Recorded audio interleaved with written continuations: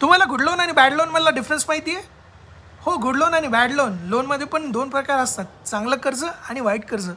चांगलं कर्ज जे की तुमची प्रॉपर्टी क्रिएट करतं over the period of time, आणि वाईट कर्ज जे की तुमच्या मनासाठी तुम्ही घेतलेलं कर्ज असतं. तुम्हाला तात्पुरतं छान वाटतं, पण लाँग टर्म कुठलीच प्रॉपर्टी संपत्ती क्रिएट होत नाही.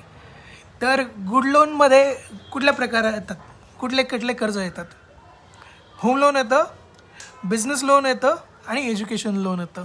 बॅड लोन्समध्ये क्रेडिट कार्डचं लोन येतं, पर्सनल लोन येतं, लक्झुरियस कार घेण्यासाठी घेतलेलं कर्ज, परत कपडे किंवा वॉशिंग मशीन, टी व्ही ह्या गोष्टीसाठी घेतलेलं कर्ज, हे बॅड लोन्स कन्सिडर केलं जातं.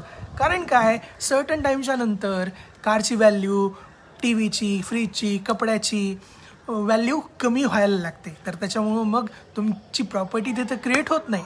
पण गुड लोन्समुळं घर घेतलं तर सर्टन टाईमच्या नंतर त्याची प्राईस वाढत जाईल, तर त्याच्यामुळं ते गुड लोन आहे.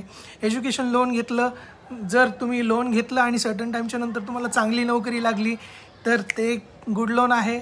आणि जर बिझनेससाठी लोन घेतलं तर चांगला प्रॉफिट होत असेल त्या लोननं, तर ते गुड लोन आहे. तर एवढी इन्फॉर्मेशन तुम्हाला द्यायची होती. आय होप हा व्हिडिओ युजफुल ठरेल तुमच्यासाठी. जर आवडलं तर फॉलो करा फायनान्स विथ मांडाखळीकर चॅनलला, आणि शेअर करा तुमच्या फ्रेंड्स